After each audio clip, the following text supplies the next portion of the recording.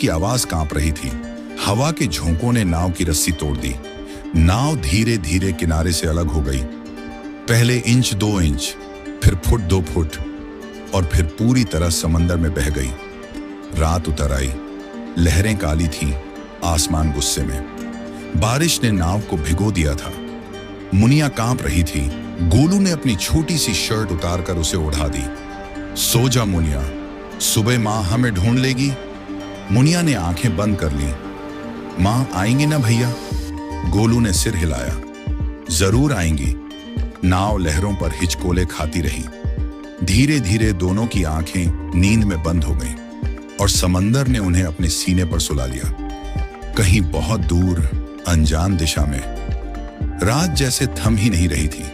लहरों की गर्जना, हवा की सीटी और नाव की चरमराहट, हर आवाज जैसे किसी डरावने सपने का हिस्सा हो। नाव बार बार ऊपर उठती, फिर नीचे गिरती। कभी लगता अब पलट जाएगी, कभी लगता शायद अब किनारा दिखेगा। गोलू ने अपनी छोटी बहन को बाहों में कसकर थाम रखा था। उसकी आंखों में डर था, लेकिन चेहरे पर जिम्मेदारी भी। मां की बातें उसके कानों में गूंज रही थीं। मुनिया को कभी अकेला मत छोड़ना, गोलू। बारिश धीरे धीरे कम हुई, पर हवा अभी भी भारी थी। आसमान में बादल ऐसे लटक रहे थे जैसे किसी ने उन्हें रुला दिया हो।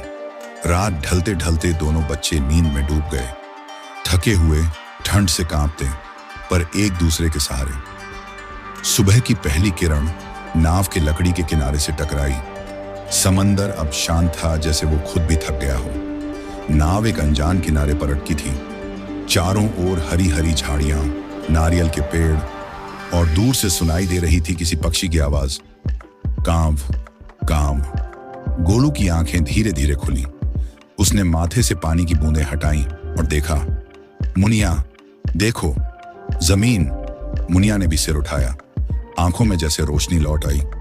भैया, क्या हम घर आ गए? गोलू ने चारों ओर देखा। नहीं, ये हमारा गांव नहीं है। उन्होंने चारों तरफ नजर दौड़ाई। रेत वहीं, पेड़ वहीं, लेकिन लोग नहीं। कोई झोपड़ी नहीं, कोई नाव नहीं, बस हवा में नमकीन गंध और दूर तक फैला सन्नाटा।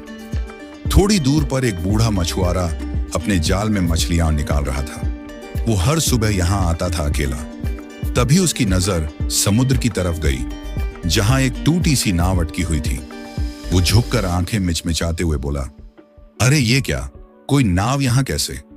धीरे धीरे चलते हुए वह पास पहुंचा।